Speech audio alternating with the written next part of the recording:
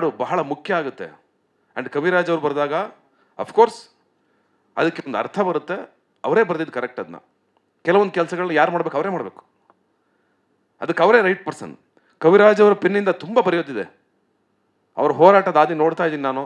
ಸತ್ಯವಾದ ಸಜ್ಜನವಾದ ಹೋರಾಟದ ಹಾದಿ. ಅದೆಷ್ಟೋ ಜನರಿಗೆ ಸ್ಫೂರ್ತಿ ಆಗುತ್ತೆ. ಆ್ಯಂಡ್ ಅಫ್ಕೋರ್ಸ್ ಅವ್ರ ಪೆನ್ನಿಂದ ಬರೆದಿರೋ ಒಂದೊಂದು ಲೈನ್ಗಳು ಕೂಡ ಸತ್ಯ.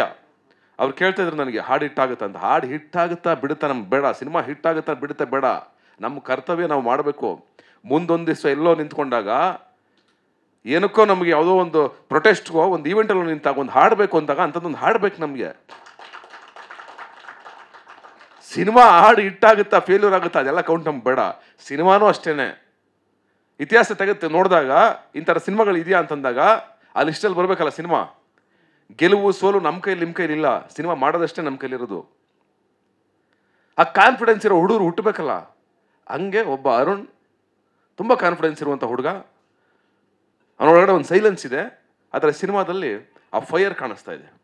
ಅವ್ನು ಜಾಸ್ತಿ ಮಾತಾಡಲ್ಲ. ನನ್ನ ಮೀಟ್ ಮಾಡಿರೋದು ಒಂದು 5-6 ಸಲ ಮೀಟ್ ಮಾಡಿದ್ದೀವಿ. ಅವನು ತುಂಬ ಕಡಿಮೆ ಮಾತುಗಾರ.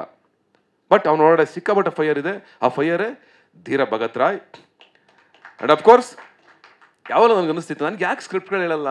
ನನಗೆ ಕೇಳ್ತಾ ಇರ್ತಾರೆ ಹುಡುಗರು, ಅಣ್ಣ ನೀವು ಈ ಥರ ಸಿನಿಮಾ ಮಾಡಬೇಕು, ನೀವು ಈ ಥರ ವಿಚಾರದವರು, ನೀವು ಯಾಕೆ ಅಂಬೇಡ್ಕರ್ದು ಒಂದು ಸಿನಿಮಾ ಮಾಡಲ್ಲ, ನೀವು ಯಾಕೆ ಜೈ ಭೀಮನ ಥರದ್ದು ಒಂದು ಸಿನಿಮಾ ಮಾಡಲ್ಲ, ನೀವು ಯಾಕೆ ಅಸುರನ್ ಥರದ್ದು ಒಂದು ಸಿನಿಮಾ ಮಾಡಲ್ಲ ಅಂತ ತುಂಬ ಜನ ಕೇಳಿದ್ದಾರೆ ನನಗೆ. ಆ ಪ್ರಶ್ನೆ ಸಿಕ್ಕಾಪಟ್ಟೆ ಬಂದಿದೆ ನನಗೆ. ಅದನ್ನು ಓಪನ್ ಆಗಿ ಮಾತಾಡ್ತೀನಿ ನಾನು. ಆ ಪ್ರಶ್ನೆ ಬಂದಾಗ ನನಗೆ ಸೀರಿಯಸ್ ಆಗಿ ಹೇಳ್ತೀನಿ, ನನಗೆ ಆ ಥರ ಸಬ್ಜೆಕ್ಟ್ಗಳು ಇದುವರೆಗೂ ಬಂದಿಲ್ಲ. ನಾನೇ ವೆಯ್ಟ್ ಮಾಡ್ತಾ ಇದ್ದೀನಿ, ತುಂಬ ಕಾಲದಿಂದ ಕಾಯ್ತಾ ಇದ್ದೀನಿ. ಅದಕ್ಕೆ ಒಬ್ಬ ಒಳ್ಳೆ ನಿರ್ದೇಶಕ ಬೇಕು, ಅಷ್ಟೇ ಚೆನ್ನಾಗಿ ಟೆಕ್ನಿಷಿಯನ್ಸ್ ಬೇಕು, ಅದಕ್ಕೆ ಅಷ್ಟೇ ಕ್ವಾಲಿಟಿ ಕೊಡ್ಬೇಕು ನಾವು. ಒಂದು ಅಸುರನ್ ಲೆವೆಲ್ಗೋ, ಒಂದು ಯಾವುದೋ ಮಾರಿ ಸೆಲ್ವರಾಜನ್ ಸಿನಿಮಾಗಳ ಥರನೋ, ಒಂದು ಪಾರಂಜಿತ್ ಸಿನಿಮಾಗಳ ಥರನೋ ಆ ಲೆವೆಲ್ನ ಸಬ್ಜೆಕ್ಟ್ಗಳು ಬರಬೇಕು. 100% ನಾನು ರೆಡಿ ಇದ್ದೀನಿ ಮಾಡೋದಕ್ಕೆ. ನಾನು ಮಾಡ್ತೀನಿ. ಆ ಹಿಂಜರಿಕೆ ಮುಜುಗರ ನನಗೆ ಯಾವುದೂ ಇಲ್ಲ. ನಾನು ನಿಮ್ಮೊಳಗೆ ಒಬ್ಬ. ಆ ಹಿಂಜರಿಕೆ ಮುಜುಗರ ಎಲ್ಲಿ ಬೇಕಾದ್ರೆ ನಿಂತ್ಕೊಂಡ್ರು ನಾನು ಹೇಳ್ತೀನಿ. ಅದನ್ನು ಹೇಳಿದ್ದೀನಿ ತುಂಬ ಸಲ. ನನಗೆ ಆ ಭಯನೇ ಇಲ್ಲ. ಎದೆನೇ ಉಬ್ಬಿಸ್ಕೊಂಡು ನಿಂತ್ಕೊಂಡವನಿಗೆ ಏನು ಗುಂಡು ಹೊಡಿತಾರೆ ಅಂತ ಭಯ ಪಡ್ತೀವಾ? ಇಷ್ಟೆಲ್ಲ ಮಾತಾಡಿದ್ಮೇಲೆ ಗುಂಡು ಹೊಡಿತಾರೆ ಅಂತ ಭಯ ಪಡ್ತೀವಾ? ಇಷ್ಟೆಲ್ಲ ಧೈರ್ಯ ಬಂದಮೇಲೆ ಎದುರ್ಕೊಂಡು ಓಡಾಡ್ತೀವಾ? ಒಬ್ಬೊಬ್ಬನೇ ಓಡಾಡೋದು ನಾನು. ಆ ಭಯ ಯಾವುದೂ ಇಲ್ಲ. ಯಾಕಂದರೆ ನಾನು ಎಲ್ಲರನ್ನೂ ಪ್ರೀತಿಸ್ತೀನಿ, ಅವರು ನನ್ನ ಪ್ರೀತಿಸ್ತಾರೆ. ಹಂಗಿದ್ಮೇಲೆ ಪ್ರೀತಿ ಇರೋ ಕಡೆ ಭಯ ಬರೋ ಮಾತೇ ಇಲ್ಲ. ಇನ್ನು ಎರಡನೇದಾಗಿ ಸಿನಿಮಾ ವಿಷಯಕ್ಕೆ ಬರ್ತೀನಿ, ಮುಗಿಸ್ತೀನಿ ಸ್ಟಾರ್ಟಾಗಿ. ಸಿನಿಮಾ ಧೀರ ಭಗತ್ ರಾಯ್ ಯಾಕೆ ಖುಷಿ ಆಗುತ್ತೆ ಅಂತಂದರೆ, ಫಸ್ಟ್ ಟೈಮ್ ಕನ್ನಡದಲ್ಲಿ ಈ ಥರ ಒಂದು ಸಮುದಾಯದ ಹೋರಾಟವನ್ನು, ಸಮಸ್ಯೆಗಳನ್ನ ಇಟ್ಕೊಂಡು ಧೈರ್ಯವಾಗಿ ಮಾತುಗಳ ಮುಖಾಂತರ ನಾವು ವಿಜುವಲ್ ಮುಖಾಂತರ ನಾವು ಕಟ್ತಾ ಇಷ್ಟು ಚೆನ್ನಾಗಿ ಬೋಲ್ಡಾಗಿ ಮಾಡೋದಕ್ಕೆ ನಿಮ್ಮೆಲ್ಲರ ಧೈರ್ಯಕ್ಕೆ ನಿಮ್ಗೆಲ್ರಿಗೂ ಮೆಚ್ತೀನಿ. ಈ ಧೈರ್ಯ ಅಲ್ಲ, ಮಾಡಬೇಕಾಗಿತ್ತು, ಯಾವತ್ತೋ ಮಾಡಬೇಕಾಗಿತ್ತು. ಸುಮಾರಷ್ಟು ಸಿನಿಮಾಗಳು ಬರಬೇಕಾಗಿತ್ತು, ಬಂದಿಲ್ಲ. ಈಗ ನಿಮ್ಮ ಮೊದಲನೇ ಸಿನಿಮಾ ಆಗ್ತಾ ಇದೆ, ಅದು ನಾಂದಿ ಆಗಲಿ ಆ್ಯಂಡ್ ನಾನು ಮಾಡೋ ಥರ ಆಗಲಿ ಅಂತ ಹೇಳೋಕ್ಕೆ ಇಷ್ಟಪಡ್ತೀನಿ. ಆ್ಯಂಡ್ ಅಫ್ಕೋರ್ಸ್ ನಮ್ಮ ಪ್ರವೀಣ್ ಗೌಡರು ಭಾಳ ದೊಡ್ಡ ವಿಷಯ. ನೀವು ಈ ಥರ ಒಂದು ಸಬ್ಜೆಕ್ಟ್ಗೆ ಅರುಣ್ ಅವ್ರನ್ನ ನಂಬಿ ಆ್ಯಂಡ್ ಇಡೀ ತಂಡ ನಂಬಿ ಇಷ್ಟು ದುಡ್ಡನ್ನು ಅಂದರೆ ಸಿಕ್ಕಾಪಟ್ಟೆ ಹಾಕಿದ್ದಾರೆ, ಗೊತ್ತಾಗುತ್ತೆ. ತುಂಬ ಖರ್ಚು ಮಾಡಿದ್ದೀರಾ. ಒಳ್ಳೇದಾಗಲಿ. ಸಿನಿಮಾ ಕೂಡ ಕಮರ್ಷಿಯಲ್ ಆಗಿ ಗೆಲ್ಲಿ ಸರ್.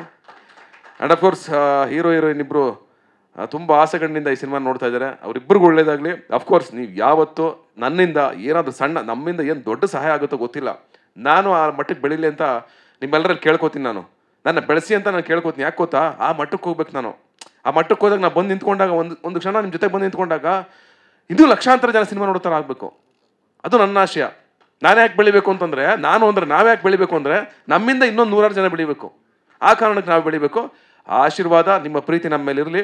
ಆ್ಯಂಡ್ ಅಫ್ಕೋರ್ಸ್ ಪೂರ್ಣ ನನ್ನ ಆತ್ಮೀಯ, ನನ್ನ ಸ್ನೇಹಿತ, ನನ್ನ ಬಂಧು, ನನ್ನ ತಮ್ಮ, ನನ್ನ ಅಣ್ಣ, ಎಲ್ಲವೂ ಕೂಡ ತಾಯಿ ಹೃದಯ. ಆ್ಯಂಡ್ ಅಫ್ಕೋರ್ಸ್ ನನ್ನ ಅವರ ಸ್ನೇಹ ಸಾಕಷ್ಟು ವರ್ಷಗಳದ್ದು, 16 ವರ್ಷಗಳದ್ದು. ಪೂರ್ಣ ಅಂದರೆ ಯಾವಾಗಲೂ ನನಗೆ ಒಂದು ಎಮೋಷ್ನಲ್ ಪಾಯಿಂಟ್. ಪೂರ್ಣ ನನಗೇನು ಕರೆದ್ರು, ಮಧ್ಯರಾತ್ರಿ ಕರೆದ್ಬಿಟ್ಟು ಸತೀಶ್ ಹಿಂಗೊಂದಿದೆ ಅಂತಂದರೆ ನಾನು ಯಾವತ್ತೂ ಅದನ್ನ ಡಿಸ್ಕಷನ್ನೇ ಮಾಡಿಲ್ಲ.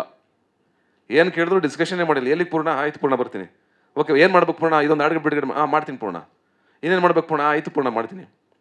ಅಷ್ಟು ಸಲಿಗೆ, ಅಷ್ಟು ನಮ್ಮ ಮನೆಯವರು, ಪೂರ್ಣ ಆಗಲಿ, ಕಾವ್ಯ ಆಗಲಿ ಆ್ಯಂಡ್ ಮಕ್ಕಳಾಗಲಿ, ಎಲ್ಲರೂ ನನ್ನ ಫ್ಯಾಮಿಲಿ ಅವರು.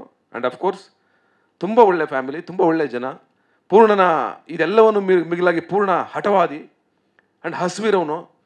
ಆ್ಯಂಡ್ ಪೂರ್ಣ ಬರೀ ಸಿನಿಮಾ ಅಂತ ಬರೀ ಮ್ಯೂಸಿಕ್ ಮಾಡಲ್ಲ, ಸ್ಕ್ರಿಪ್ಟ್ ಒಳಗಡೆ ತೋರ್ಕೊಳ್ಳೋದಾಗಲಿ, ನಮ್ಮೊಳಗಡೆ ತೋರ್ಕೊಳ್ಳೋದಾಗಲಿ, ಒಂದು ಡಿಸ್ಕಷನ್ ಆಗಲಿ, ಒಂದು ಎಥಿಕ್ಸ್ ಬಂದಾಗಲಿ, ಸ್ನೇಹಿತರನ್ನ ಬಿಟ್ಕೊಡ್ದಂಗೆ, ಯಾವ ಸ್ನೇಹಿತರನ್ನೂ ಬಿಟ್ಕೊಡ್ದಂಗೆ ಗಟ್ಟಿಯಾಗಿ ನಿಂತ್ಕೊಳ್ಳೋದಾಗಲಿ, ಬಂದು ಅಪ್ಕೊಳ್ಳೋದಾಗಲಿ, ಅದೆಲ್ಲವೂ ಪೂರ್ಣನ ಕ್ಯಾರೆಕ್ಟರ್. ಪೂರ್ಣ ಅದು ನಿಮ್ಮನ್ನು ಒಂದು ತೂಕ ನಮ್ಮ ಕಣ್ಣಲ್ಲಿ ಯಾವಾಗಲೂ ಕರ್ಕೊಂಡು ನಿಲ್ಲಿಸಿದೆ. ನಾವು ಯಾವತ್ತೂ ನಿಮ್ಮನ್ನು ಕೆಳಗಡೆ ನೋಡೋಕ್ಕೆ ಸಾಧ್ಯನೇ ಇಲ್ಲ. Best of luck. ತುಂಬ ಚೆನ್ನಾಗಿ ಮಾಡಿದ್ದೀರಾ ಹಾಡು, ಆ್ಯಂಡ್ ತುಂಬ ಚೆನ್ನಾಗಿ ಅಭಿನಯಿಸಿದ್ದೀರಾ ಇಬ್ಬರು, ನವೀನ ನೀವಿಬ್ರು. ಆ್ಯಂಡ್ ಆ ನವೀನನು ತುಂಬ ಚೆನ್ನಾಗಿ ಆಡಿದ್ದಾನೆ. ಇದಿಷ್ಟು ಒಂಥರ ಸಂಪೂರ್ಣವಾದ ವೇದಿಕೆ ಇದು. ಭಾಳ ಖುಷಿ ಆಯ್ತು ನಾನು ಬಂದಿದ್ದಕ್ಕೆ. ಆ್ಯಂಡ್ ಅಫ್ಕೋರ್ಸ್ ಅಷ್ಟು ಮಾತಿತ್ತು ನಮ್ಗೆ ಆಡೋದಕ್ಕೆ. ಹಾಗಾಗಿ ನಿಮ್ಗೆಲ್ರಿಗೂ ಒಳ್ಳೇದಾಗಲಿ. ಧೀರ ಭಗತ್ ರಾಯ್ ಗೆದ್ದು ಬರಲಿ. ಅಂಬೇಡ್ಕರ್ ಅವರ ಕಿಡಿಯಾಗಿ ಆ್ಯಂಡ್ ಕೂಡಿಯಾಗಿ. Thank you.